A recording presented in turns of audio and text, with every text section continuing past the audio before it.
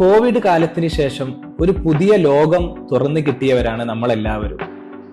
വ്യത്യസ്തമായ മേഖലയിലുള്ള അത്ഭുതപൂർവമായിട്ടുള്ള വളർച്ച നമ്മൾ കണ്ടുകൊണ്ടിരിക്കുകയാണ്.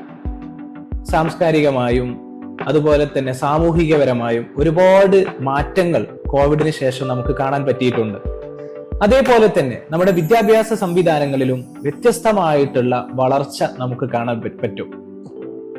ഉദാഹരണം പറയുകയാണെങ്കിൽ, ഇന്ന് നമ്മൾ അനുഭവിക്കുന്ന പല സൗകര്യങ്ങളും കോവിഡിന് ശേഷം വന്നതാണ് എന്നുള്ളത് നമുക്ക് പറയാൻ പറ്റും. ഏറ്റവും കൂടുതൽ ഇന്ന് കോവിഡിന് ശേഷം സംഭവിച്ചുകൊണ്ടിരിക്കുന്ന ഒരു റാപ്പിഡ് ചേഞ്ച് IT മേഖലയിലാണ്, അഥവാ ടെക്നോളജിക്കൽ മേഖലയിലാണ്. നമ്മളെല്ലാവരും ഇന്ന് ടെക്നോളജിയുടെ സൗകര്യങ്ങൾ നന്നായി ഉപയോഗപ്പെടുത്തുന്നവരാണ്. ഈ അടുത്ത് വന്ന ഒരു റിസർച്ച് റിപ്പോർട്ട് നമ്മളെല്ലാവരും വായിച്ചിട്ടുണ്ടാകും. ലോകത്ത് ഏറ്റവും കൂടുതൽ തൊഴിൽ നൽകുന്ന ഇൻഡസ്ട്രി ഏതാണ് എന്നുള്ളതിനെ കുറിച്ചുള്ള ഒരു സർവേ റിപ്പോർട്ട് പുറത്തു വന്നു. അതിന്റെ തൽഫലമായിട്ട് ഇന്ത്യയിലും ഏറ്റവും കൂടുതൽ തൊഴിൽ നൽകപ്പെടുന്ന സംവിധാനം ഏത് എന്നുള്ളതിനെ കുറിച്ച് ആ റിപ്പോർട്ട് പറയുന്നുണ്ട്. അതിൽ ഏറ്റവും കൂടുതൽ ഇന്ന് ലോകത്ത് അതല്ലെങ്കിൽ ഇന്ത്യയിൽ തൊഴിൽ നൽകപ്പെടുന്ന മേഖല എന്ന് പറയുന്നത് നമുക്കെല്ലാവർക്കും അറിയാം. ഇന്ത്യയിൽ അത് ആർമിയാണ്, ഡിഫൻസിലാണ് ഏറ്റവും കൂടുതൽ തൊഴിൽ ലഭിക്കപ്പെടുന്ന ഒരു മേഖല. രണ്ടാമത്തെ മേഖല ഇന്ത്യൻ റെയിൽവേയിലാണ്. മൂന്നാമത്തെ മേഖല ഇപ്പോൾ ആ റിസർച്ച് പറയുന്നത് IT മേഖലയിലാണ് എന്നുള്ളതാണ്. അപ്പൊ IT മേഖലയിൽ ഇന്ന് ഏറ്റവും കൂടുതൽ ആളുകൾ തൊഴിലെടുത്തുകൊണ്ടിരിക്കുന്നു എന്ന് ചുരുക്കം. ഉദാഹരണം പറയുകയാണെങ്കിൽ, ടാറ്റയുടെ TCS, വിപ്രോ, കോഗ്നിസന്റ്, ആക്സെഞ്ചർ തുടങ്ങിയ കമ്പനികളിലൊക്കെ ആയിട്ട് 15 ലക്ഷത്തിലധികം ആളുകളാണ് ഇത്തരം മേഖലയിൽ IT മേഖലയിൽ ജോലി ചെയ്തുകൊണ്ടിരിക്കുന്നത്. അതുകൊണ്ട് തന്നെ IT-യുടെ ടെക്നോളജിയുടെ അനന്തമായ സാധ്യതകൾ തിരിച്ചറിയേണ്ട ഒരു കാലഘട്ടത്തിലൂടെയാണ് നമ്മൾ മുന്നോട്ട് പോയിക്കൊണ്ടിരിക്കുന്നത്. അത്തരം IT-യുടെ അനന്തമായ സാധ്യതകളെ തിരിച്ചറിഞ്ഞ ഒരു ചെറുപ്പക്കാരനെ നിങ്ങൾക്ക് വേണ്ടി ഞാൻ ഇന്ന് പരിചയപ്പെടുത്തി തരികയാണ്.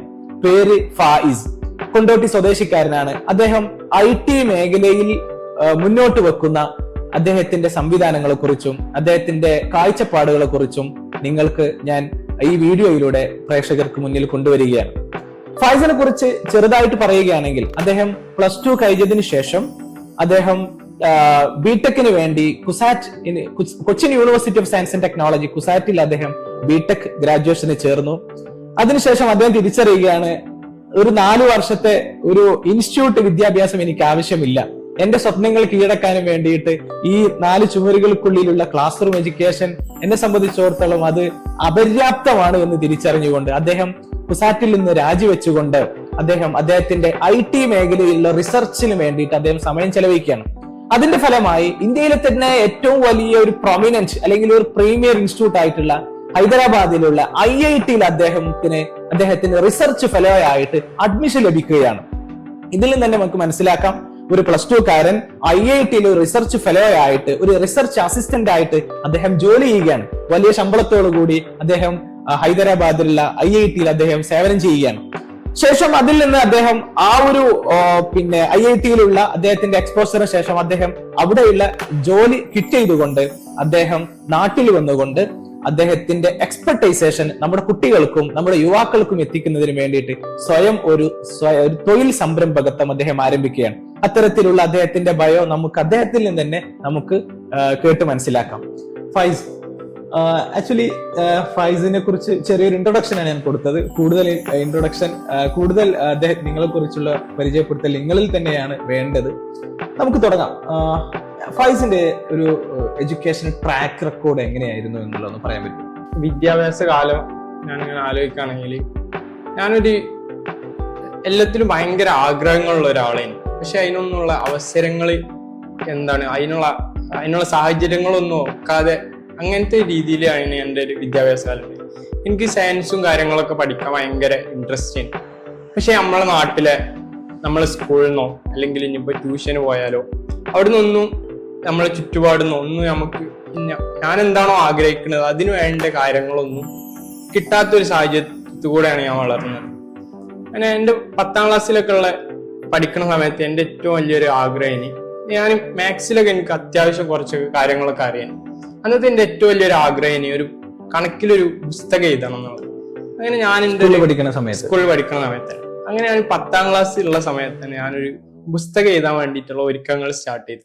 അങ്ങനെ ഞാൻ എൻ്റെ ഒരു ഡയറിയിൽ ഈ മാത്സിലുള്ള ട്രിക്സും കാര്യങ്ങളൊക്കെ കുട്ടികൾക്ക് മനസ്സിലാകുന്ന രീതിയിൽ ഒരു പുസ്തകം എഴുതാൻ സ്റ്റാർട്ട് ചെയ്തു. എന്റെ +1 +2 ഒക്കെ കഴിഞ്ഞ് +1 +2 എന്റെ അക്കാഡമിക്കൽ കരിയറിന്റെ കാര്യങ്ങളൊക്കെ നല്ല ബാക്ക് പോയി. എനിക്ക് ഒന്നാമത് ഞാൻ 10ാം ക്ലാസ്സൊക്കെ മലയാളം മീഡിയം പഠിച്ചിരുന്നത്. അങ്ങനെ അതിന്റെ ഒരു നല്ലൊരു പ്രശ്നം ഉണ്ട്. ഇനി +1 +2 പഠിക്കുന്ന സമയത്ത് എനിക്ക് ഒരു കാര്യം പോലും എനിക്ക് ടീച്ചർമാർ പഠിക്കണ കാര്യം ഞാൻ ട്യൂഷന് പോകണ്ടേനി, സ്കൂളിൽ പോകണ്ടേനി. പക്ഷെ എനിക്ക് പരീക്ഷകളിലൊന്നും അവിടെ അവരെന്താണ് പഠിക്കണത് എനിക്ക് മനസ്സിലാക്കാൻ പോലുള്ള കഴിവ് എനിക്കില്ലേനി. ഞാനിപ്പോഴും ആലോചിക്കുന്നുണ്ട്, എന്റെ +2 എനിക്ക് മാത്സിന്റെ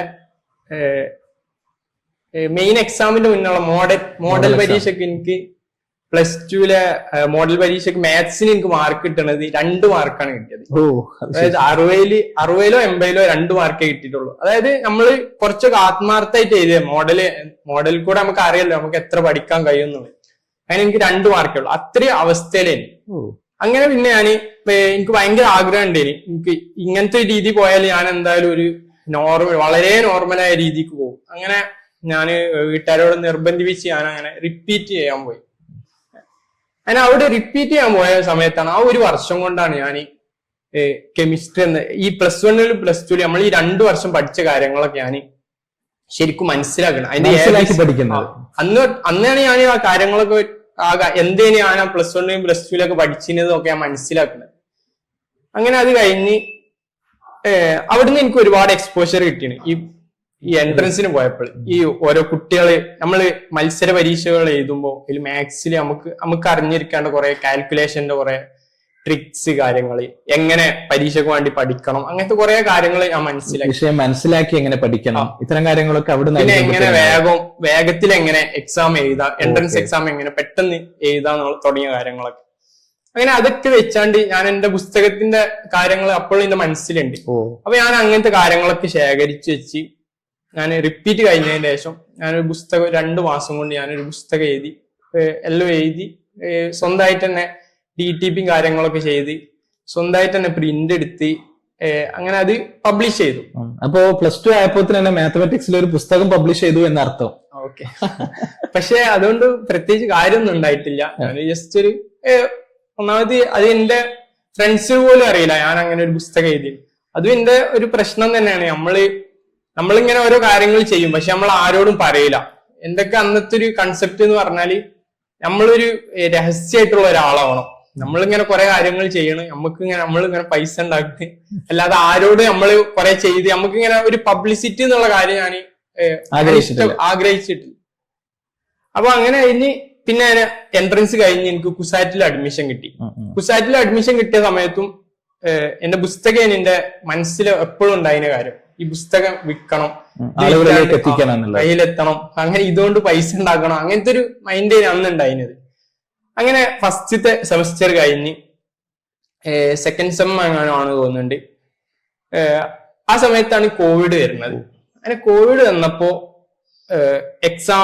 ക്ലാസ്സുകളൊക്കെ ഓൺലൈനായി, എല്ലാവരും വീട്ടിൽ പോയി. അങ്ങനെ വീട്ടിൽ നിന്ന് ഇനി പിന്നുള്ള ക്ലാസ്സുകൾ കേൾക്കല് അതൊക്കെ ഒരു കോമഡി സംഭവമാണ്. ഇപ്പോ ക്ലാസ്സുകൾ നടക്കും, അപ്പൊ ജസ്റ്റ് നമ്മള് വീഡിയോ ഗൂഗിൾ മീറ്റ് വൈകാരം ക്ലാസ് ഉണ്ടാകുക, ക്ലാസ് ജസ്റ്റ് ഓണാക്കി ഇടുക. നമ്മള് ചങ്ങായിമാര് കുട്ടികളൊക്കെ ചെയ്യല് പറഞ്ഞാൽ ജസ്റ്റ് ഓണാക്കി ഇടും, നമ്മളെ പണിക്ക് പോകും. പക്ഷെ എനിക്കതിന് താല്പര്യം, നമ്മൾ ചെയ്യണ കാര്യത്തിലൊക്കെ നമ്മള് ആത്മാർത്ഥതമാണ്. നമ്മൾ ആരെയും കാണിക്കാൻ വേണ്ടിയിട്ട് വെറുതെ ക്ലാസ് ഓണാക്കിയിട്ട് നമ്മളെ പണിക്ക് പോകണമെങ്കിൽ എനിക്ക് താല്പര്യമില്ല. അങ്ങനെ ഞാൻ ഇപ്പനോട് പറയും, എന്താ പറയാ, ഞാൻ പഠിക്കാണെന്ന് പറയും. എന്നിട്ട് ഞാൻ മേലെ പോയാണ്ട് ജസ്റ്റ് ഞാൻ ഫോൺ ഇതേമാതിരി ഓൺ ആക്കിയിട്ടൊന്നുമില്ല, ഞാൻ ജസ്റ്റ് കേരളം തന്നെയില്ല.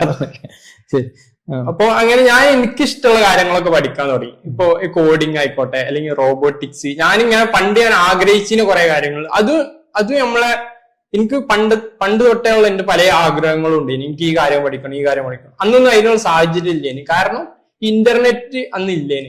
ഇന്റർനെറ്റ് നമ്മളെ നാട്ടിലൊന്നും പിന്നെ ഫോണില്ല, അങ്ങനത്തെ സംവിധാനങ്ങളായിട്ടില്ല. അപ്പൊ ഈ ഒരു +2 ബിടെക് ഒക്കെ സ്റ്റാർട്ട് ചെയ്യണ സമയത്ത് എനിക്ക് നെറ്റ് കിട്ടി, പിന്നെ ഞങ്ങളെ നാട്ടിൽ നല്ല നെറ്റ്വർക്ക് കിട്ടി. അപ്പൊ എനിക്ക് യൂട്യൂബിൽ ഞാൻ ഓരോ വലിയ ഒരു 3-4 മണിക്കൂറുള്ള ട്യൂട്ടോറിയൽസ് ഡൗൺലോഡ് ചെയ്ത് കോഡിങ്ങും ഡാറ്റ സയൻസും പിന്നെ മെഷീൻ ലേണിംഗ് അങ്ങനെ തുടങ്ങിയ കാര്യങ്ങളൊക്കെ സ്വന്തമായിട്ട് പഠിക്കാൻ പഠിക്കും. അങ്ങനെ ആ സെമസ്റ്റർ കഴിഞ്ഞപ്പോഴാണ് ഞാൻ എക്സാം എഴുതിയിട്ട് ഞാനതിൽ പാസ്സായില്ല, പൊട്ടി. കുസാറ്റിന്റെ ബിടെക്കിന്റെ സെക്കൻഡ് സെമസ്റ്ററോ തേർഡ് സെമസ്റ്ററോ ആണ്. അങ്ങനെ അത് കഴിഞ്ഞ് പൊട്ടിയപ്പോ പിന്നെ വീട്ടുകാരും കൊണ്ടാണ്ട് എന്താ ഞാന് ബാക്ക് ആ ഇയർ പോകുന്നുള്ള സ്ഥിതിക്ക് ഇയർ ഔട്ട് ആവുമെന്ന് പറഞ്ഞു. അങ്ങനെ ഞാൻ വാപ്പാനും കൊണ്ട് കുസാറ്റിൽ പോയി.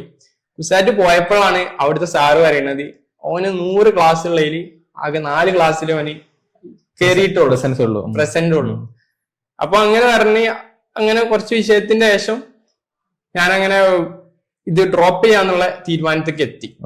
അതിന്റെ മുന്നേ തന്നെ എന്റെ മനസ്സിൽ ഇങ്ങനെ ഉണ്ട്, എനിക്ക് ഇത് ഡ്രോപ്പ് ചെയ്യാം, എന്താ ഇങ്ങനെ പഠിക്കണ്ട, എനിക്ക് എന്റെ പുസ്തകം വിറ്റാണ്ട് തന്നെ ഒരു സ്റ്റേബിൾ ആവും എന്നുള്ള ഒരു ധാരണ എനിക്കുണ്ടായിരുന്നു. പക്ഷെ പിന്നെ ഇങ്ങനത്തെ ഒരു സാഹചര്യം പാടെ വന്നപ്പോ ഡ്രോപ്പ് ചെയ്യാന്നുള്ള തീരുമാനത്തേക്ക് എത്തി. അങ്ങനെ പിന്നെയുള്ള കാലം ഞാൻ ഈ പുസ്തകം തന്നെ ഒന്നുകൂടി പുതുക്കി ഉണ്ടാക്കി. അങ്ങനെ അത് വിൽക്കാൻ വേണ്ടിയിട്ട് പുസ്തകം ഇങ്ങനെ വിൽക്കാനുള്ള പല കാര്യങ്ങളും ഇങ്ങനെ നോക്കി. അതിന്റെ ഇടയിലാണ് ഈ പുസ്തകം വിൽക്കാൻ എന്റെ ഒരു പ്രൊമോഷൻ ആണല്ലോ, അങ്ങനെ ആ പ്രൊമോഷന് വേണ്ടിയിട്ട് അതിലുള്ള ഈ പുസ്തകത്തിന്റെ പേര് fast calculation and calendar trick എന്നാണ്. അപ്പൊ അതിലൊരു മെയിൻ ടോപ്പിക് ആണ് കലണ്ടർ ട്രിക്ക് എന്നുള്ളത്. അപ്പൊ എന്റെ മനസ്സിലൊരു ആശയം തോന്നി, ഈ കലണ്ടർ ട്രിക്ക് എന്നുള്ള ആ ഒരു അതിന്റെ ആ ട്രിക്കും കാര്യങ്ങളൊക്കെ ഒരു മെഷീനാക്കി ഉണ്ടാക്കിയാൽ അത് അടിപൊളിയാവും, അത് വെച്ച് എനിക്കൊരു പുസ്തകം പ്രൊമോട്ട് ചെയ്യാന്നുള്ള രീതിക്ക് ഞാൻ വന്നു. അങ്ങനെ ഞാൻ അങ്ങനത്തെ ഒരു മെഷീൻ ഉണ്ടാക്കാൻ, ആ പുസ്തകത്തിൽ പറയുന്ന ആ ആശയത്തെ ഒരു മെഷീനിലേക്ക് മാറ്റിയിട്ട് മെഷീനിലൂടെ അതിന്റെ ആൻസർ കിട്ടുന്ന രീതിയിലേക്കുള്ള. അപ്പോ എന്നിട്ട് ഞാൻ അതിനെ പറ്റി ഞാനിങ്ങനെ ആലോചിക്കാൻ തുടങ്ങി. അന്നാണ് ഞാൻ ശരിക്കും എന്റെ ഒരു കഴിവ് ഞാൻ മനസ്സിലാക്കുന്നത്. കാരണം അതൊരു ഒരുപാട് അൽഗോരിതമൊക്കെ ഉള്ള കുറെ മാത്സിലുള്ള അൽഗോരിതങ്ങളാണ്. ഈ അൽഗോരിതത്തിന് ഒരു മെഷീൻ ആക്കണം എന്നുണ്ടെങ്കിൽ അതിലൊരു പ്രോബ്ലംസ് അതിന് പല കാര്യങ്ങളെ പറ്റി നമ്മൾ അറിയണം. എനിക്ക് ആദ്യം തന്നെ എന്റെ മനസ്സിലുണ്ടേന് എനിക്ക് എന്ത് പ്രോബ്ലംസ് തന്നാലും ആ പ്രോബ്ലംസിനുള്ള സൊല്യൂഷൻ കാണാൻ കഴിയും എന്നുള്ള ഒരു മെന്റാലിറ്റി എന്റെ മനസ്സിലുണ്ടേന്. പക്ഷെ ഈ ഒരു കാര്യം ഞാൻ ചെയ്തതിലൂടെ എനിക്ക് ഇതേപോലെ മെക്കാനിക്കൽ സ്കിൽസും കാര്യങ്ങളൊക്കെ ഉണ്ട് എനിക്ക് തന്നെ ഒന്ന് പ്രൂവ് ചെയ്യാൻ പറ്റി. അങ്ങനത്തെ ഒരു ഡിവൈസ് ഞാൻ ഉണ്ടാക്കി. ആ ഡിവൈസ് ഉണ്ടാക്കിയപ്പോ എന്നോട് കുറച്ച് ആൾക്കാർ പറഞ്ഞു ഈ പാറ്റന്റിനെ പറ്റി പറഞ്ഞു. ഈ ഡിവൈസിന് ഒരു പാറ്റന്റ് എടുക്കാനും വേണ്ടി പാറ്റന്റ് എടുത്താൽ കുറച്ചുകൂടി. എത്ര ദിവസത്തെ ഒരു പരിശ്രമത്തിന് ശേഷമായിരിക്കും ആ മെഷീന് പുറത്തിറങ്ങിയിട്ടുണ്ടാവുക? ഇത് ഏകദേശം 1-2 മാസത്തോളം ഞാൻ ഇതിന്റെ പിന്നാലെ ഇരുന്ന് മെഷീൻസ് ഉണ്ടാക്കി. അതെ, ഇതിന്റെ പിന്നാലെ ഇരിക്കാറ് അതിൽ ഒരു 70% സമയം ഞാൻ സ്പെൻഡ് ചെയ്തത് എങ്ങനെ ഇത് ഉണ്ടാക്കണം എന്ന് തീരുമാനിക്കാൻ വേണ്ടിയിട്ടാണ്. പിന്നുള്ളത് ഫാബ്രിക്കേഷൻ. ആദ്യം ഇത് എങ്ങനെ ഉണ്ടാക്കണം എന്നുള്ള കാര്യം, അതിന്റെ ഗിയറും കാര്യങ്ങളും അതൊക്കെ റെഡിയാക്കാൻ വേണ്ടിയിട്ട് ഏകദേശം ഒരു 10-40 ദിവസം ഞാൻ എന്തായാലും എടുത്തിട്ടുണ്ടാവും. അങ്ങനെ അതിന്റെ പാറ്റന്റ് എടുക്കാൻ വേണ്ടിയിട്ടുള്ള ശ്രമങ്ങളായിരുന്നു പിന്നെ ഉണ്ടായിരുന്നത്. അങ്ങനെ ഞാൻ കേരള സ്റ്റാർട്ടപ്പ് മിഷനിൽ ഇതുപോലെയുള്ള എന്തൊക്കെ സംവിധാനങ്ങൾ ഉണ്ട് എന്ന് ഞാൻ യൂട്യൂബിൽ നിന്ന് അറിഞ്ഞു. അങ്ങനെ അവിടെ പോകുമ്പോഴാണ് അവിടെ ഒരു ലാബ് ഉണ്ട്, ഫാബ് ലാബ് എന്ന് പറഞ്ഞ. അപ്പോ അങ്ങനെ ഫാബ് ലാബിനെ പറ്റി ഞാൻ അറിയണം. എനിക്ക് തോന്നുന്നു ഫാബ് ലാബിനെ കുറിച്ച് കുറച്ച് ഡീറ്റെയിൽ ആയിട്ട് പറഞ്ഞു കൊടുക്കണം എന്ന് തോന്നുന്നു. നമ്മുടെ കേരളത്തിലുള്ള ഒരു വിശിഷ്ടമായിട്ടുള്ള ഒരു ലാബ് സൗകര്യമാണ് ശരിക്കും ഫാബ് ലാബ്. യഥാർത്ഥത്തിൽ അത് Massachusetts institute of technology MIT നേതൃത്വത്തിൽ പ്രവർത്തിക്കുന്ന ഒരു ലാബ് സംവിധാനമാണ്. അവിടെയാണ് പിന്നെ എനിക്ക് തോന്നുന്നത് റിസർച്ച് ചെയ്യാനുള്ള ഒരു അവസരം ഫായിസിന് കിട്ടിയെന്ന് തോന്നുന്നു. അപ്പോ ഫാബും കൂടി എനിക്ക് തോന്നുന്നു എക്സ്പ്ലെയിൻ ചെയ്ത് കൊടുക്കണം എന്ന് തോന്നുന്നു. ഒരുപാട് ആളുകൾക്ക് ഉപകാരപ്പെടും അത്. ഫാബ് ലാബ് എന്ന് പറഞ്ഞാല് ഞാൻ എന്റെ ചെറുപ്പം തൊട്ടേ ഞാൻ ആഗ്രഹിച്ചിരുന്നത് എക്സാക്ട്ലി ആ സംഭവം ഇനി ഫാബ് ലാബിൽ ഉണ്ട്. നമ്മളെ മനസ്സിലുള്ള ഐഡിയകളെ, നമ്മളെ മനസ്സിലുള്ള ആശയം എന്താണെന്ന് വെച്ചാൽ അതിനെ ശരിക്കും ഉണ്ടാക്കിയെടുക്കാൻ ആവശ്യമായിട്ടുള്ള കുറെ സ്കില്ലുകളാണ് അവിടെ. അതിന് വേണ്ടിയിട്ടുള്ള എല്ലാ സംവിധാനങ്ങളും പോലെ അവിടെ ഒരുക്കി വെച്ചിട്ടുണ്ട്. അപ്പോൾ ഫാബ് ലാബിനെ പറ്റി പറയുകയാണെങ്കിൽ നമ്മളെ മൈൻഡിൽ ഒരു ഐഡിയ ഉണ്ടെന്നുണ്ടെങ്കിൽ ആ ഐഡിയ ഉണ്ടാക്കാൻ അതിപ്പോ ഒരു മെഷീൻ ആവാം, അല്ലെങ്കിൽ ഒരു സോഫ്റ്റ്വെയർ ആയിട്ട് ബന്ധപ്പെട്ട സംഭവം, അങ്ങനെ എന്തും ആയിക്കോട്ടെ. ആ സംഭവം നമ്മൾ ഫാബ് ലാബ് ആയിട്ട് നമ്മൾ കോണ്ടാക്ട് ചെയ്ത് കഴിഞ്ഞാൽ അവർ ആ സംഭവം നമുക്ക് ഉണ്ടാക്കി തരും. അങ്ങനത്തെ അതിന് വേണ്ടിയിട്ടുള്ള എല്ലാ മെഷീനും കാര്യങ്ങളും നിങ്ങളിലൂടെ തന്നെ അത് ഉണ്ടാക്കി തരും. നിങ്ങൾ അതിന് വേണ്ടിയിട്ട് ട്രെയിനിങ് തന്ന് നിങ്ങളിലൂടെ അല്ല, അവിടെ ഒരു സംവിധാനം ഉണ്ട്. അവിടേക്ക് നമ്മൾ പോയാല് അവര് നമ്മളെ ഐഡിയ എന്താണെന്ന് നമ്മൾ പറഞ്ഞു കൊടുത്താല് അവർ ആ മെഷീൻ നമുക്ക് ഉണ്ടാക്കി തരും. അങ്ങനത്തെ രീതിയിൽ അവരൊരു കോഴ്സ് നൽകുന്നുണ്ട്, അതാണ് ഫാബ് അക്കാഡമി. ഞാൻ നേരത്തെ പറഞ്ഞു തന്നതിന് അങ്ങനെയാണ് ഈ ഫാബ് ലാബിനെ പറ്റി അങ്ങനെയാണ് അറിയുന്നത്. ഈ പാറ്റന്റിനെ പറ്റി അന്വേഷിച്ചപ്പോ അതിന് ഫാബ് അക്കാഡമിനെ പറ്റി അറിയണേ. അങ്ങനെ പിന്നെ ഫാബ് അക്കാഡമി കിട്ടണം എന്നുള്ള ആഗ്രഹത്തിന്റെ പുറത്ത് അങ്ങനെ അതിനുവേണ്ടി കുറെ നടന്ന് അങ്ങനെ അവസാനം എനിക്കും അഡ്മിഷൻ കിട്ടി. ഞാൻ പഠിക്കുന്ന സമയത്ത് 4 ആൾക്കാർക്കാണ് അവിടെ അഡ്മിഷൻ കിട്ടിയത്. ഓൾ ഇന്ത്യയിലാണോ അല്ലെങ്കിൽ കേരളത്തിൽ? അതെ, ഇവിടെ കേരളത്തിൽ. അങ്ങനെ 4 ആൾക്കാരിൽ ഒരാളാണ് ഞാൻ. അങ്ങനെ അവിടുന്ന് പിന്നെ ഞാൻ ഈ കുറെ സ്കില്ലുകൾ, ഇപ്പൊ നമ്മള് മനസ്സിലൊരു ഐഡിയ ഉണ്ടെങ്കിൽ ഇപ്പൊ എങ്ങനെ 3D മോഡലിംഗ് ചെയ്യണം, എങ്ങനെ 3D പ്രിന്റ് ചെയ്യണം, എങ്ങനെ പല മെഷീനുകളൊക്കെ എങ്ങനെ ഉപയോഗിക്കണം, വുഡ് എങ്ങനെ ഉപയോഗിക്കണം, അങ്ങനെ പല ഇലക്ട്രോണിക്സ്, പിന്നെ ആപ്പ് ഡെവലപ്മെന്റ്, അങ്ങനെ തുടങ്ങിയ കുറെ കാര്യങ്ങൾ പോലും പഠിപ്പിച്ചിട്ടുണ്ട്.